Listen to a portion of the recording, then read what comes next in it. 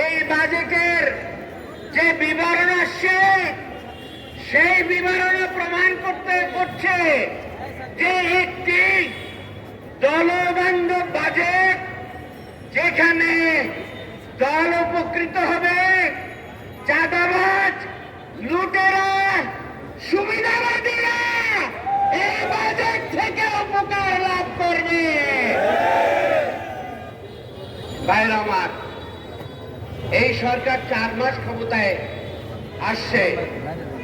জনবান্ধব সরকার বিদ্যুতের বিল বাড়িয়ে দিয়েছে, জনবান্ধব সরকার তেলের মূল্য বাড়িয়ে দিয়েছে। সংসদে বাজেট দিয়ে আলোচনার মধ্যেই তো বাড়াতে পারতেন, কিন্তু তা করা হয় নাই।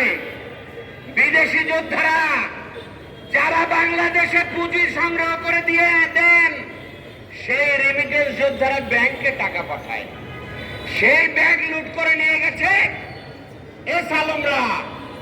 তার গাড়িতে চড়ে জনবান্ধব সরকারের সেই স্বরাষ্ট্রমন্ত্রী এখন তিনি বলেন কিভাবে ব্যাংকের ডাইরেক্টরশিপ আছে, এটা দেখার বিষয় না।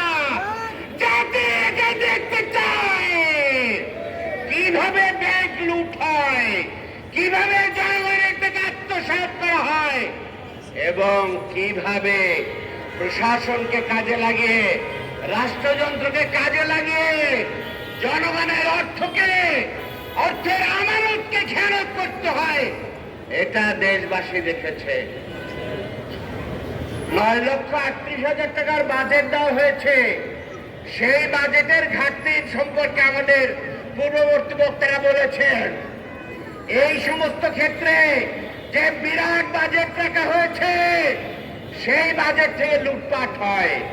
বাংলাদেশে যে সমস্ত রাস্তাঘাট নির্মাণ হয়, যোগাযোগ অবকাঠামো, উন্নয়ন অবকাঠামো, বাংলাদেশের সবচাইতে বিদেশে উন্নত দেশের যে বাজেট বরাদ্দ হয় তার থেকে 3 গুণের বেশি বাজেট দেওয়া হয়।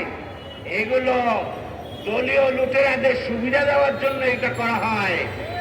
এই বাজেট যদি জনবান্ধব হতো তাহলে এই বাজেটের পরিমাণ আরো অনেক কম হতো এবং উন্নয়নের ধারা আরো ব্যাপকভাবে জনবান্ধব কল্যাণকর হওয়ার সুযোগ ছিল। বাংলাদেশ জামাত ইসলামী একটি বাজেট দিয়েছে, আপনারা জানেন। বাংলাদেশ জামাত ইসলামী সরকারে নাই, কিন্তু দেশের জনগণের সামনে জামাত ইসলামী তার চিন্তা পেশ করেছে।